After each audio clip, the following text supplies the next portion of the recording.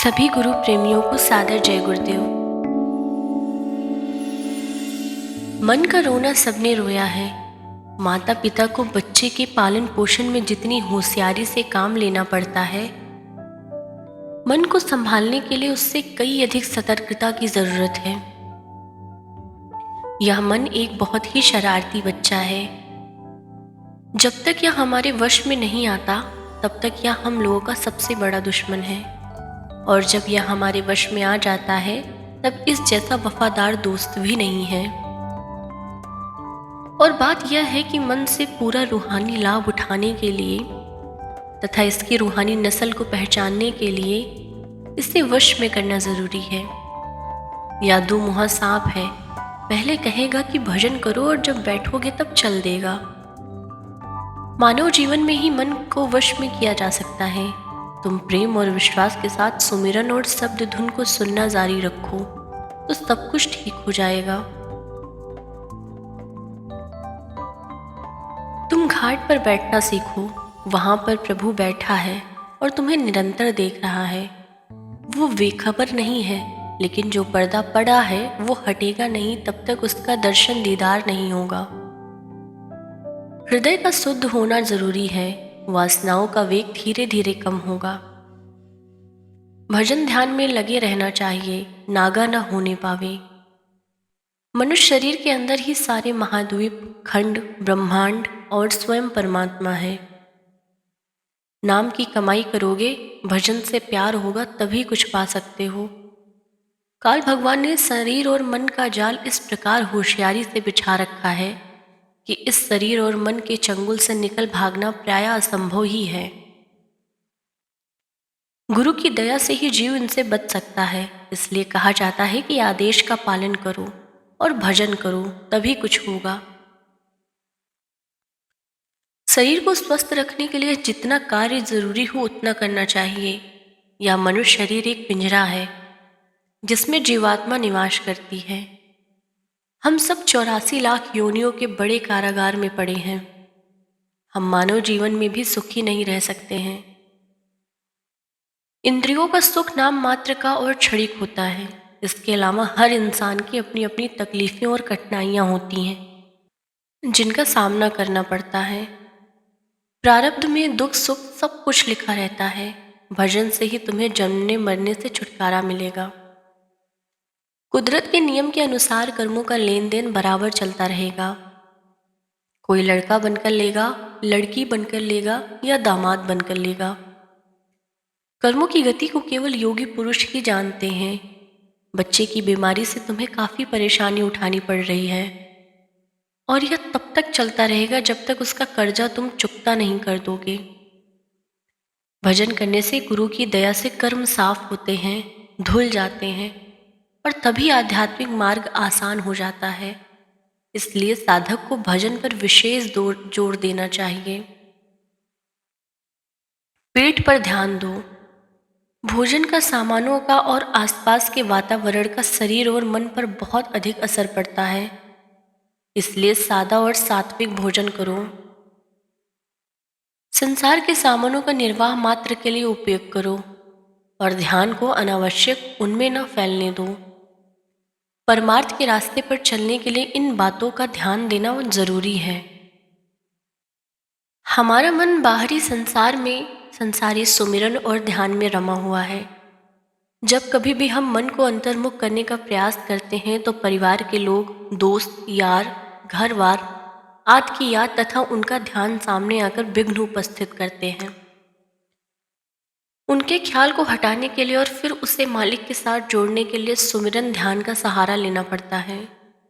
फैली हुई आत्मा की किरणें ध्यान के द्वारा सिमट कर आंखों के पीछे अपने स्थान पर आ जाए, तब घाट का दरवाजा खुलेगा और फिर मालिक के गुरु के दर्शन होंगे। प्रकाश स्वरूप भगवान के देश में कभी अंधेरा नहीं होता है और जीवात्मा आकाश में पक्षी की भांति तेज रफ्तार में उड़ती हुई रूहानी मंडलों, स्वर्ग, वैकुंठ आदि की सफर करती है। तुम्हें चाहिए कि अपने आनंद को प्राप्त करो। इसके लिए तुम्हें सुमिरन, ध्यान और भजन नित्य नियम के साथ मन को लगाकर करना चाहिए। शब्दधुम नाम देववाड़ी एक जहाज है जिस पर सवार होकर हम अपने निज घर यानी सतलोक को जा सकते हैं। इसमें जाति, कौम, मजहब, देश, स्त्री, पुरुष का कोई सवाल नहीं है। यह अपनी भीतरी शक्तियों को जागृत करने का अभ्यास है। धीरे धीरे हमारी आत्मा जब नाम को यानी शब्द धुन को पकड़ेगी तो शरीर रूपी पिंजरे से बाहर निकलेगी और इसे छोड़ देगी। इसी को जीते जी मरना कहते हैं। शरीर के 9 द्वार हैं जिनके द्वारा आत्मा शरीर से संपर्क रखती है। आत्मा इन द्वारों को बंद करके अपने ध्यान को तीसरे तिल में स्थित करना सीखती है। फिर वो आसमान के ऊपर उच्च मंडलों, स्वर्ग, वैकुंठ आदि की सैर करना शुरू करती है। जब आत्मा तुरिया पद में पहुंच जाती है तब मन, इंद्रियां, काम, क्रोध, लोभ, मोह और अहंकार सभी वश में आ जाते हैं। आप नियमित रूप से भजन, सुमिरन, ध्यान करते चलें। धीरे धीरे मन जब रुकने लगेगा तब गुरु की दया का परिचय अंतर में मिलेगा। जो पिछले जन्मों में तुमने किया है उन्हीं के अनुसार कर्मों का फल आशाओं और इच्छाओं के रूप में प्रकट होते हैं। उन्हीं इच्छाओं और आशाओं के प्रभाव में तुम्हारे जीवन में कार्य हो रहा है। प्रकृति इसी प्रारब्ध को ललाट, हाथ, पांव पर अंकित करती है। हस्तरेखा देखने वाले हाथों के चिन्ह द्वारा भाग्य को बताते हैं। मस्तिष्क विज्ञान वाले सिर के ढांचे द्वारा जीवन को आंकते हैं। ज्योतिषी जन्म के समय ग्रहों के स्थान द्वारा भविष्य बताते हैं। तुम्हें इन सब बातों में नहीं पड़ना चाहिए। सब कुछ गुरु के हवाले करके भजन में लग जाओ। गुरु समर्थ होते हैं और जैसे जीव का हित होगा उसी के अनुसार दया करते हैं। इसलिए आत्म कल्याण का लक्ष्य रखो तो दया का परिचय मिलता चलेगा। संसार की तरफ से ध्यान को एक वारगी हटाना आसान काम नहीं है। ध्यान का संबंध तोड़ने का काम धीरे धीरे होता है। पुरानी आदतें हमारी प्रकृति बन जाती है। नई आदतें डालने के लिए समय लगता है। धीरे धीरे और लगातार कोशिश से सफलता प्राप्त होती है। आप जल्दबाजी मत करें। आप जल्दबाजी करेंगे तो नुकसान हो सकता है। धीरे धीरे जो काम होगा वो रहमान की तरफ से होगा। जल्दबाजी का काम शैतान की तरफ से होता है। नित्य के अभ्यास से पूर्णतया प्राप्त होती है। आप मन की 1 मिनट के लिए चौकीदारी कीजिए और देखिए कि कौन सी चीज इसे मरकज से दूर करती है। जो वस्तु हमें तीसरे तिल से, जो दोनों आंखों के मध्य में ऊपर है, बाहर रखे, उससे दूर रहना चाहिए और जो वस्तु हमें अंदर ले जाए उसका स्वागत करना चाहिए।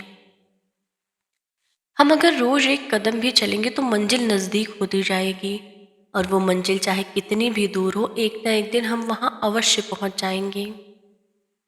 धीरे धीरे काम बनेगा और धीरे धीरे स्वभाव बदलेगा। धीरे धीरे रास्ता तय होगा। धैर्य के साथ, लगन के साथ भजन ध्यान नित्य करते चले। मन से जब लड़ाई ठानी है तो हार नहीं मानना चाहिए। यह घाट पर कभी बैठना नहीं चाहता और सभी जीवों को अपने मरकज से बाहर रखता है। राजा हो, महाराजा हो, आम इंसान हो, सभी लोग तीसरे तिल, दोनों आंखों के ऊपर से बाहर दौड़ लगा रहे हैं। योगी, सन्यासी, तपस्वी, ज्ञानीजन सभी मन की भाग दौड़ को रोकने में असफल रहे हैं। जो तुम ध्यान भजन के वक्त लड़ाई लड़ रहे हो वह मन की निरंकुश दौड़ का ही नतीजा है। यह आत्मा को ऊपर उठाने से रोकता है। आत्मा और परमात्मा के बीच मन का ही पर्दा है। मन को वश में करने के लिए नाम, शब्द, धुन का सहारा लेना होगा। शब्द धुन की लहर मन की लहर से ज्यादा सूक्ष्म और प्रबल है। जब तक हमारा ध्यान शब्द धुन को पकड़े रहता है मन शांत रहता है और जैसे जैसे हमारी पकड़ इस पर मजबूत होती जाती है वैसे वैसे हमारी आत्मा भी मजबूत होती जाती है और मन के ऊपर अधिकार कर लेती है। कुछ समय बाद हालत बदल जाती है। फिर मन आत्मा का ही वफादार नौकर बन जाता है।